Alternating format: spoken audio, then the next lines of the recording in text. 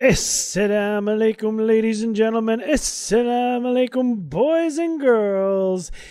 We are here. It is Tuesday night. It is 8:30 on the East Coast. And here we are once again doing another live episode of the Raw Islam podcast. Tonight is episode 61. And it is kind of a bit of a bittersweet episode for us, because we're getting ready to go on a little bit of a summer break. So we're going to be off for a couple of weeks, and we're going to miss you guys, and we're going to miss each other, because I look forward to my weekly counseling sessions with the Imam, and the Imam's getting ready for some big things that are going to happen with him, but I'm not going to tell his story. I'm going to let him do it. So ladies and gentlemen, without further ado, here's the hardest working Imam that I know, Imam Azhar.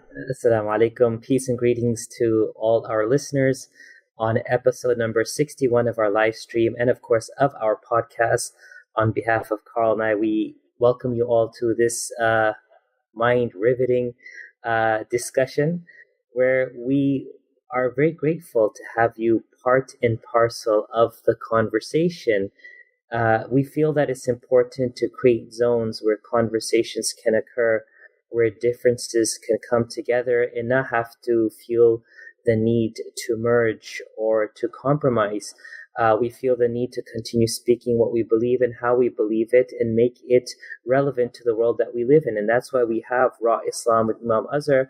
And in the small writing, it will say, and Brother Carl also. You may not see that on the title, but just too many words to put into the title itself. It's so small. No, but it's there. It's there. Alhamdulillah, as Carl said, this will be our last live stream for the next month and a bit. We will be back, inshallah, in the first or second week of September. Until then, a lot is going to be happening, and that's what we want to talk about in our to get you up to date. Brother Carl will be out, and I myself will be moving to another state. We talked about it in one of our previous episodes. I'll be moving to Dallas, and upon moving there, inshallah, I'll be leaving for the Hajj, the pilgrimage. Last year, if you recall, we did promise our listeners to keep them posted from Hajj, and alhamdulillah, we were able to do so in one of those 2 weeks. Unfortunately, in the second week, we had lack of access to internet that could have provided us that stable streaming, the stability in streaming to you all. And so we had only one. This year, unfortunately, we are not going to be live streaming from there. So for the month of August, as you enjoy the time with your families and the Eid Al Adha, and of course, winter break for those who are up north, and back to school for those who are down south, we will come back to inshallah in September. But until then, today we have an episode, and we have a lot to cover in this episode. So, Carl, what do you say? Let's get to it. I know I can hear the adhan going off in my background right now for Maghrib, but that's okay. Yeah, there's so much to go over. This is our farewell moment for this. Let's call it a season. Why not?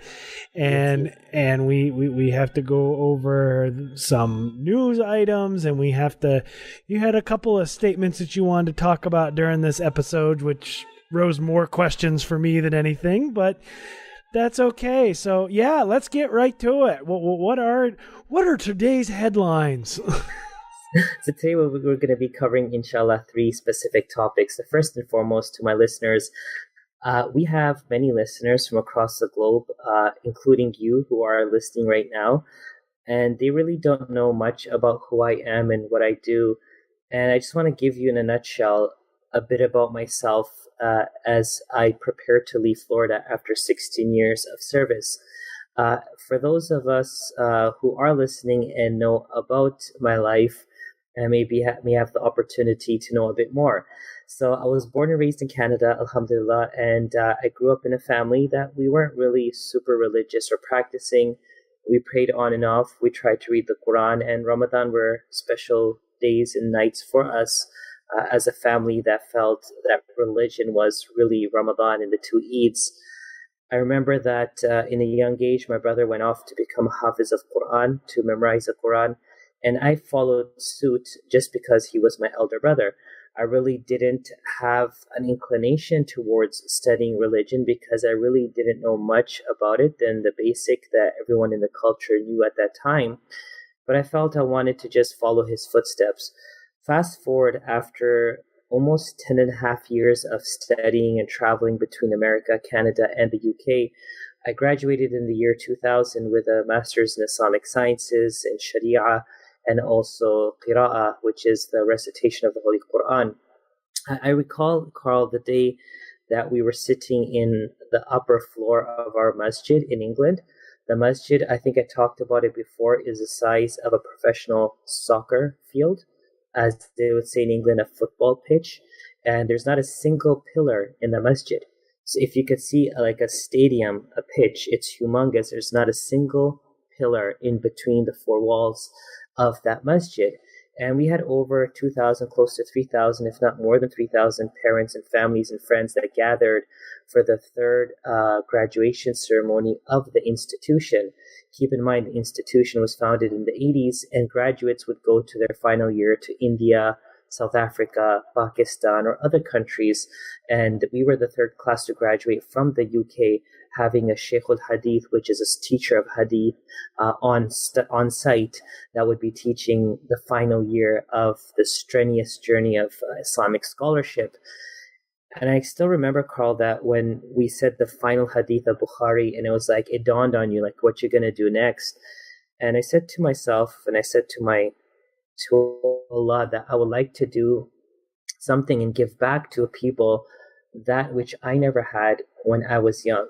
We never had access to scholars that understood our problems. We never had access to people and youth groups that kind of inspired us in our faith. There was the traditional stuff, some monthly gatherings or whatever else, but it wasn't as good as it is today. And so after traveling 1 year foreign, I got back home, and I saw that in Canada, there was a lot of scholars, a lot of mosques, and things were it was going good for Canada. A lot of youngsters were coming back in, bringing their knowledge, and they were sharing it with their mosques. And it became the norm that every mosque had 2, if not 3, if not 4 scholars in those mosques. So I wanted to go somewhere where there was no one, where I could really help. And I ultimately came to Florida. I came to Florida around end of August of 2002. Prior to that, I did come in the beginning of the year of 2002 to Tampa, but I did not like the atmosphere in which I was going to be working. Hence, I came back later to a smaller city, Fort Myers, where I served for 5.5 years. During that time, we suffered with hurricanes. I got to work with Governor Bush in hurricane relief. I was invited to the White House from President Bush to be a part of the White House faith-based and community initiatives. Worked with him for 3 years on that.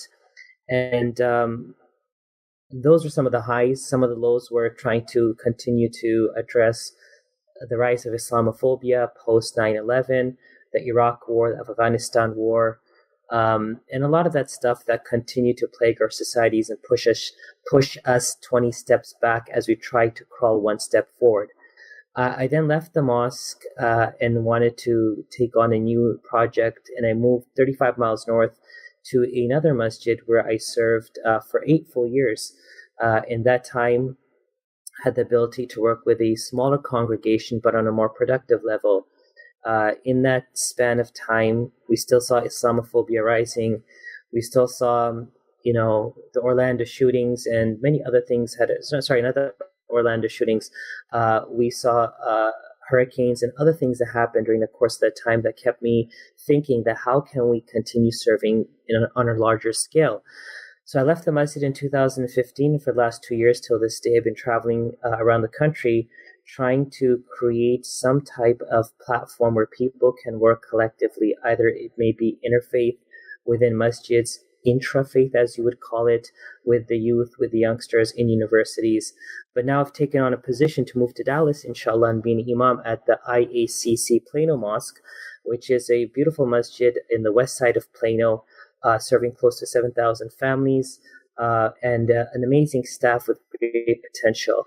The city of Dallas alone hosts 250,000 plus Muslims, and it's an epicenter for a lot of right-wing extremist ideologies, both from the religious aspect and from the political spectrum.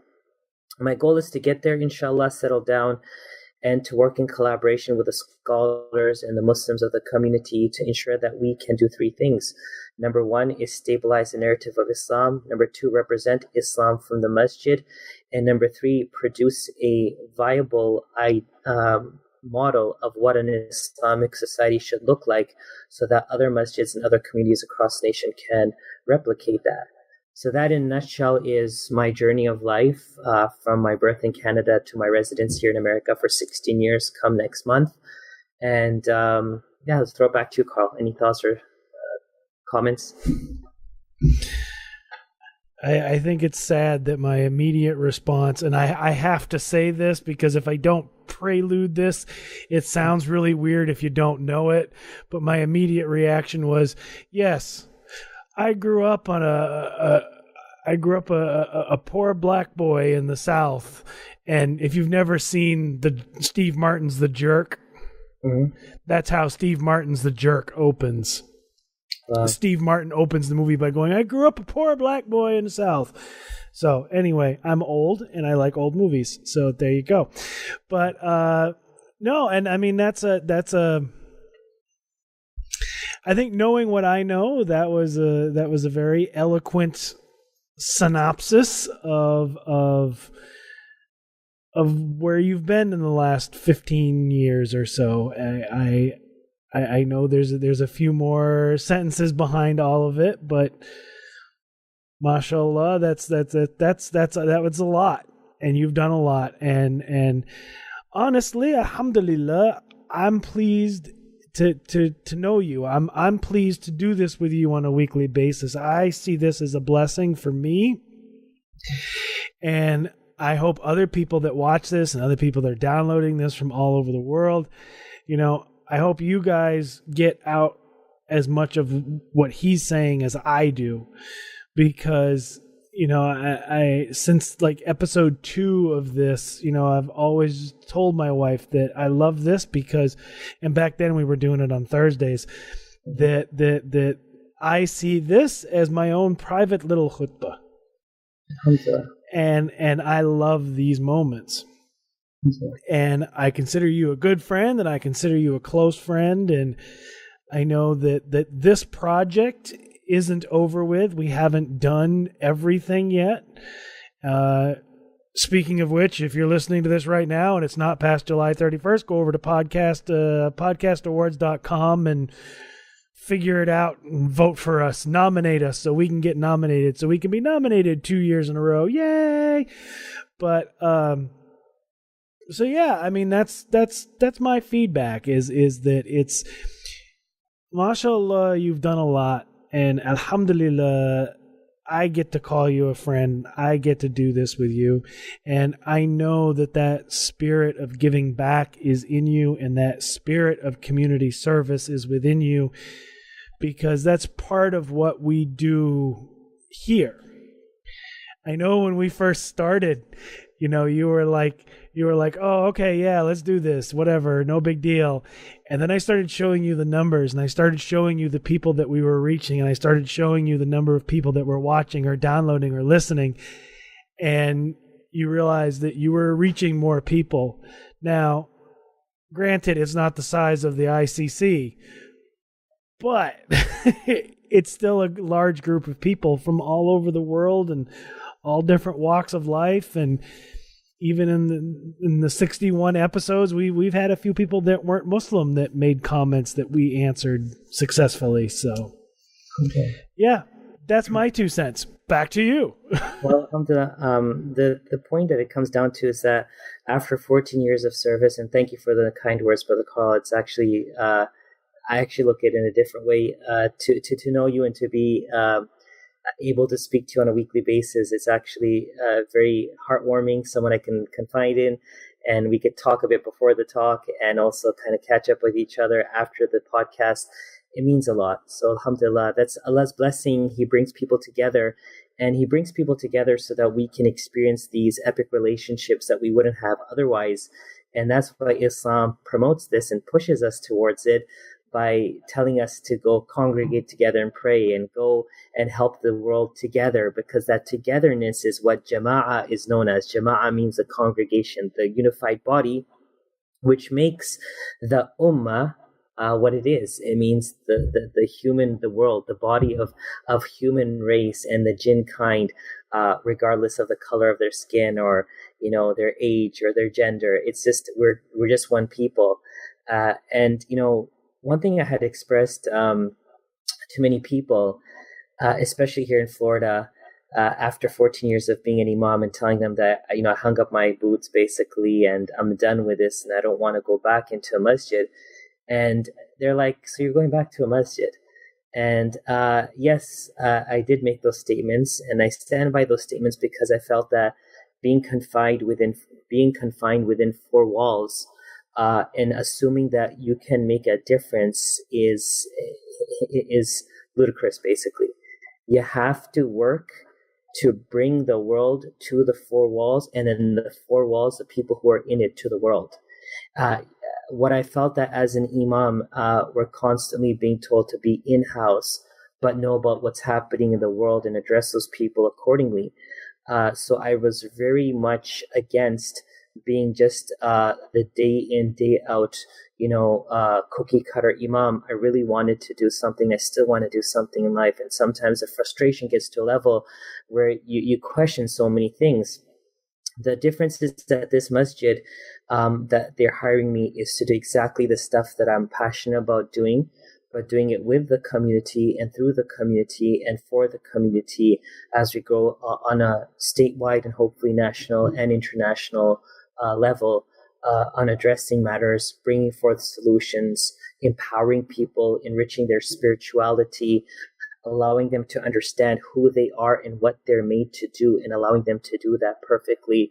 That's part of the human body. So yes, as an imam, it's a tough thing, but we have to understand that for Islam's continuity and stability, the mosque is really the only infrastructure we have in this country, especially in this country, that can really facilitate providing that opportunity. Remember my words, facilitate providing that opportunity. If they do it or not, that's a different thing. And as we see, Islam is growing globally, and we see that there is a shortage of masjids all over. And then we see that where there are masjids, there's a shortage of leaders and imams. It's alarming and it's heartbreaking if you feel that you're supposed to be somewhere, but you don't want to do it. Now, many people say that, there's so many imams and khatibs. We've got it all wrong here in America. A khatib, we consider them to be imams. Just because they can speak better English and they can talk about relevant stuff, we call them imams. An imam is someone who, through their knowledge and experience, leads the community through and forward. A khatib may be someone who's up to date with the news and has certain insight on matters and some connection to certain people, but they cannot lead. And so a lay person cannot be an imam. This has to be really clarified. Anyone who's not educated in Islam, regardless if they're really street smart, they cannot be an imam. And as an imam, if you are only educated Islamically and not street smart, then you're flawed in your leadership. So an imam is someone who has to be religiously rooted in their knowledge, a scholar, and they have to understand the community, the people, the time, and the place that they are serving and serve accordingly. And since we see such a large shortage of that, Carl, I think it's important to get back and make sure that that shortage is addressed by hopefully inspiring others to do that. But Carl, it's so sad that in our culture, and I know you're not born into the culture of the Muslim community, we really demonize scholars. scholars. We really demonize our leaders and the preachers and those who preach from the pulpit and lead the prayers.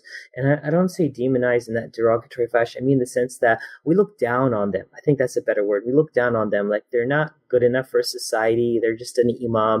They're a fakir, as we say, a poor person. And so that culture has resulted in our children and families not interested at all. Forget the top 10, the top 1 million on the list of things that our child can potentially do or I can potentially do in my life. It's not something we want to do. But on the flip side, we're constantly looking for spiritual advice, counseling, and mentoring, constantly calling the mosques or texting imams or running to mosques for those solutions. But we don't want to be a part of that solution. So we're living at a time where Islam is so much needed, and i.e. doesn't mean that we need to proselytize or propagate the message. We need to stabilize the narrative and the message, but we don't have the people willing to do it, nor do you have people who know about it willing to do it. What's your thoughts? How's it up north? You know, I was listening to you speak about that, and I know this is, how's this for offensive? Carl, you weren't born into the Muslim culture. Alhamdulillah. and I know that sounds mean, but the truth is that I know when I converted and I started becoming engrossed in my local community, there was a lot of, oh, you can't do that, and oh, you can't do this, and this is how things are done, and this is the way we do things. And I was always like, show me. And they're like, what? Show me. Okay, example. And I swear I'm not picking on my wife. I swear I'm not. This was just a really good example. When I converted and we had some, and I got married, not simultaneously, we had some food in the kitchen one day, and it had gone bad, and I had to throw it away. So I threw it away. And my wife says, haram, you're wasting food. And for every piece of food that you waste, it chases you in hell, in the afterlife. The food chases you that you've wasted. And I was like, oh, yeah. And I said, that makes sense and sounds logical. And then I work with a lot of Muslims, and one day we brought that. Somebody said, oh yeah, the food chases you through hell. I was like, yeah, I know, my wife taught me that. That's exactly. And then somebody else was like, yeah, that's not real. I said, what? And they explained to me that it's one of those things that parents tell their children to make them eat their vegetables, And so that's why when people say things like, oh, you weren't raised in this culture, I say, alhamdulillah, because there is so much culture that is injected into the religion that when somebody tells you something, this is Islam and this is the way it is, as a Muslim, whether you were born into this, whether you've been reading the Quran in Ramadan your whole life, you figure the average person, let's say 10. I know that's way late, but let's say 10. The average person can read at 10 fluently. And say they're 40 years old now. You've been reading the Quran every Ramadan for 30 years, mashallah. But if you don't know, and you don't say, and somebody tells you something and you don't say, show me where that's written, show me the hadith, show me in the Quran, that's when our internal problems start. And we do have a lot of internal problems.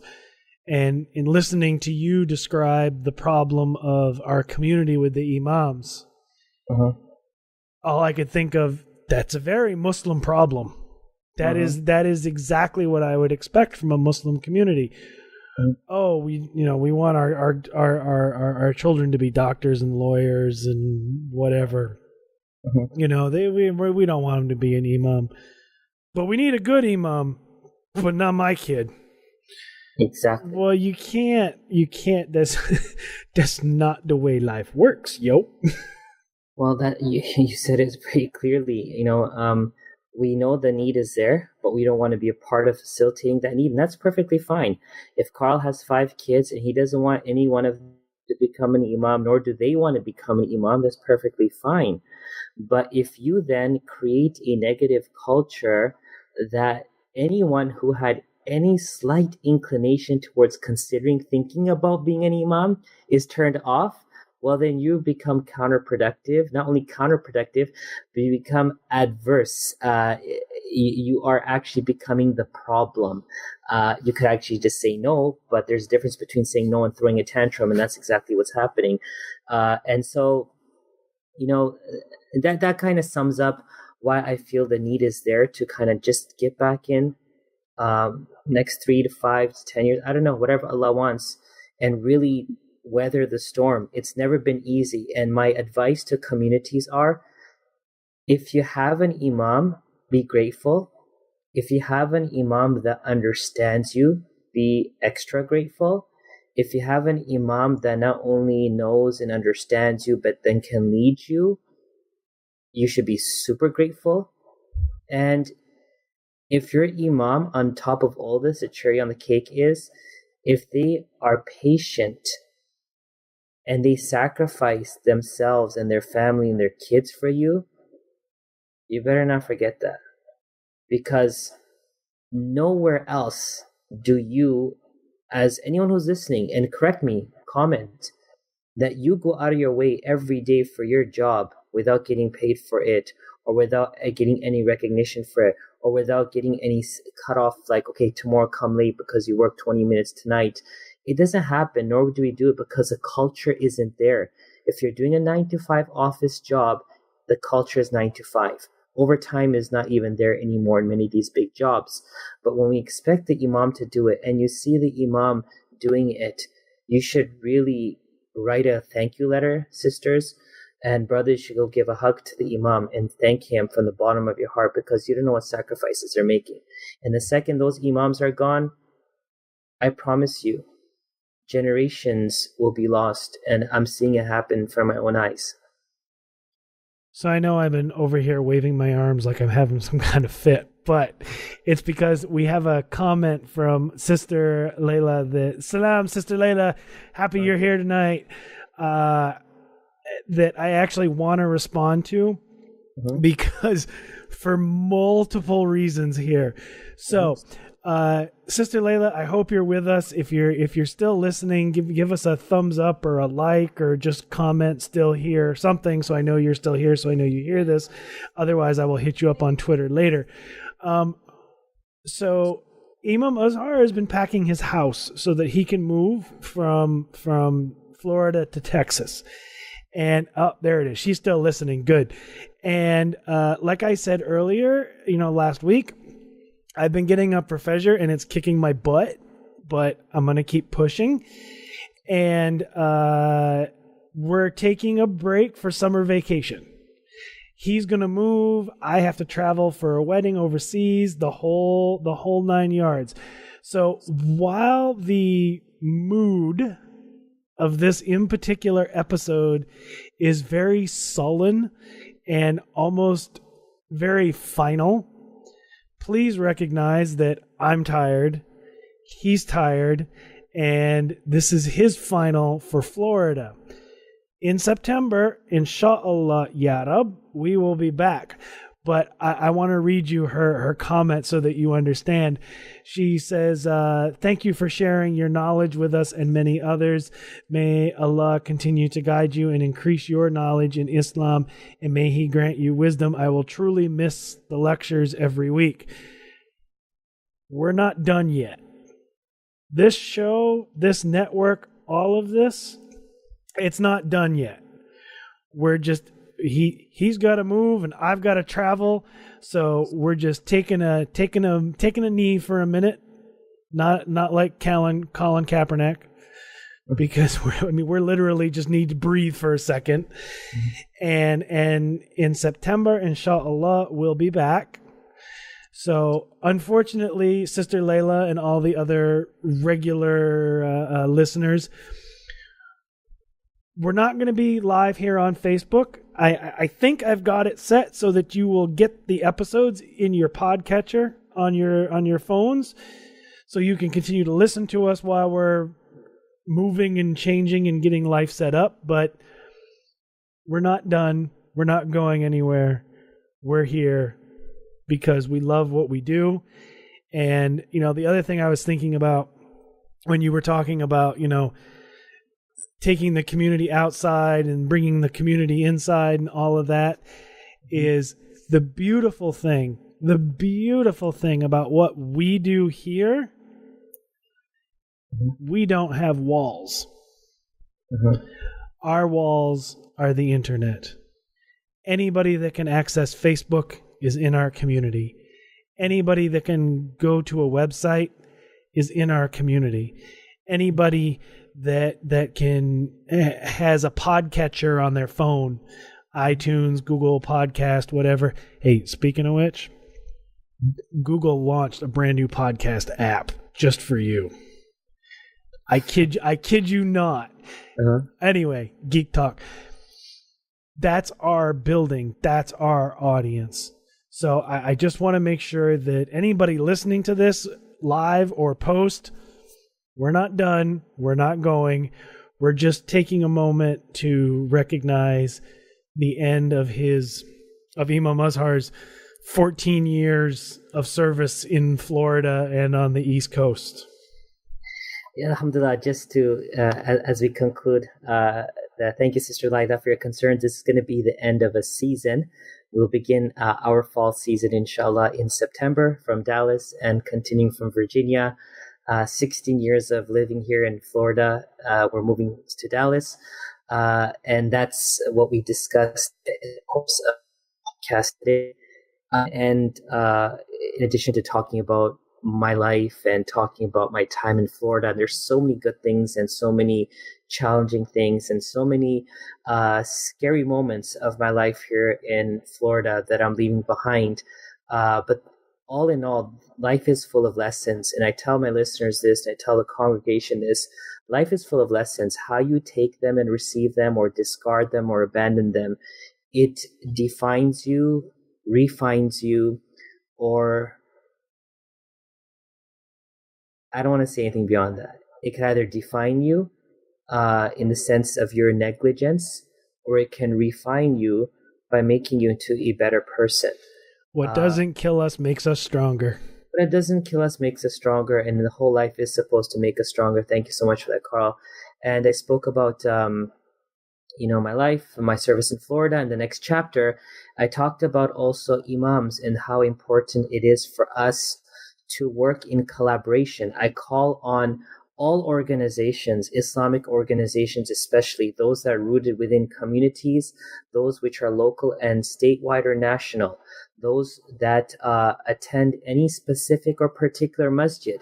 It is imperative that if you want your mission or message to be successful, in the absence of your imam or your leader, it's not going to happen. Just keep my words in the back of your head. And remember, I made that statement a day after President Trump made the obnoxious statements in Russia. Just write that down, that if you're not going to work with your leaders of faith, you're not going to succeed in what you do.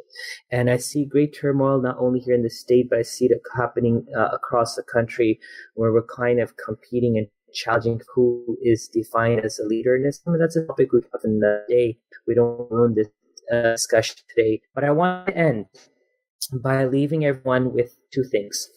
The final point that I want to discuss tonight is that as we say farewell for the next month, and I say farewell to Florida, I want you all tonight to read or Google the farewell sermon of the Prophet Muhammad, peace be upon him, where he talked about the sanctity of life and sanctity of property, where he talked about bygones be bygones, where he talked about the rights of women, where he talked about there's no superiority complex, where he talked about end of racism and prejudice.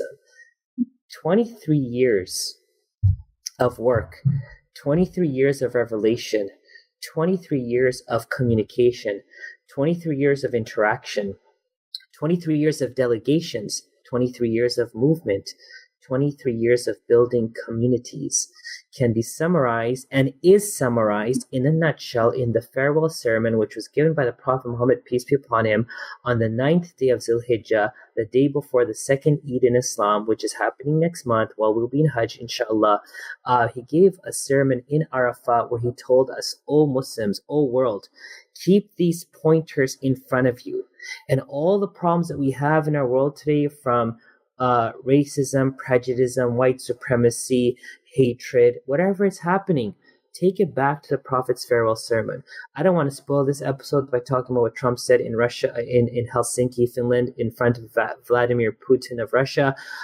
It's not worth our time, but it is worth your time to understand that these problems that we see happening in the greater world are happening within our small worlds, within our communities, within our circles. And so take the season of Hajj, which is the final month of the Islamic calendar before the year 1440 comes in. Let us take some time and do something right. Let us reevaluate when we talk about sanctity of life and wealth and property. Let's reevaluate about letting bygones be bygones. Let's reevaluate how we treat others instead of how we are treated by others. Let's reevaluate how racism and prejudice continues to fester in our own communities, forget the greater community. And let's then address these things for the sake of God, because if we're not going to do it, talk is cheap and talk will continue to be cheap, and tomorrow it's going to be irrelevant. And as Allah says in the chapter of the cow, in the 3rd page of the Quran, He says, Summum bukmun umyun. He says, deaf, dumb, and blind. What's happening is when humanity fails to see the problems in themselves, they will really see in others. And when they fail to see it in others and in the society, they will become deaf, dumb, and blind of the existence of those problems. Those problems aren't going to go away. They will just become the norm of society. So we end by asking Allah to help us as individuals, help our circles, our families and friends, help our communities, help our nation, and help our world to know what's right as right and to live it, and to know what's wrong as wrong and to detest it and work against it. Ameen. And before I give it back to Carl, my final point of the two is, this is a podcast which we extended to live streaming. It's on YouTube, it's on Facebook, but your interaction, your communications are vital. You can communicate with us while we're here live, and you can also email us on the email address below, even after you download Raw Islam and become a subscriber to the podcast on Google Play or Apple iTunes. We want you to please be part of the family by not just listening, but by sharing, by downloading, and by telling others to download. And lastly, as Carl said, we are in the season for nominating Podcast of the Year. As Carl believes, and I also believe, we're the only Muslim-based podcast. I know we're not talking about Muslims over other religions, but rather it's that there's a voice out there which we feel can only get better.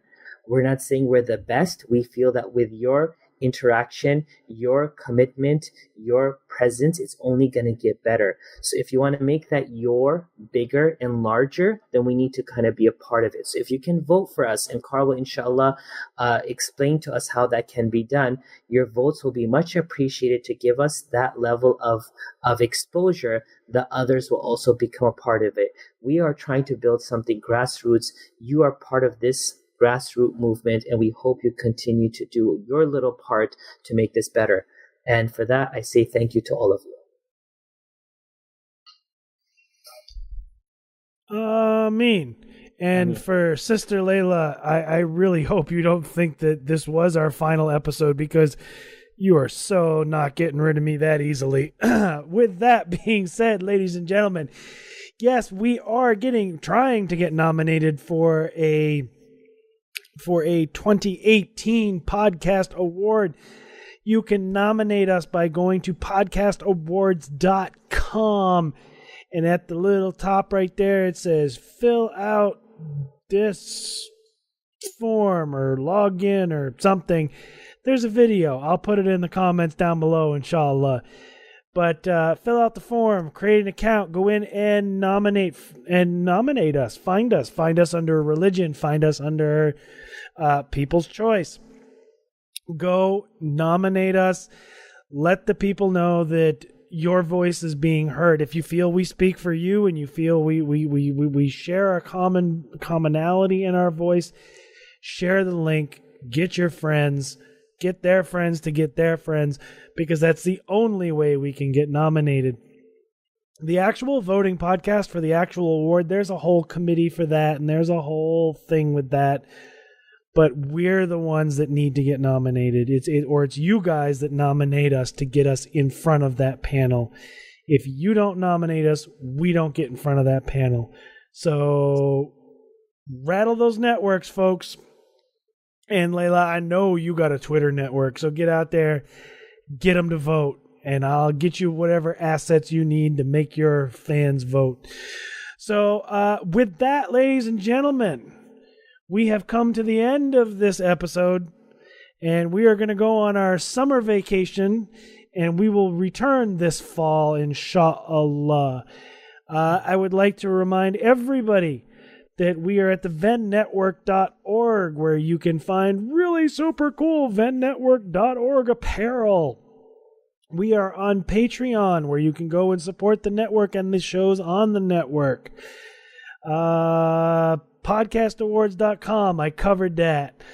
I think that's about it. Yeah, I guess that's it, everybody. Have a good summer. Eid Mubarak to all of you, because we won't be here. Mm-hmm. So Eid Mubarak to everybody.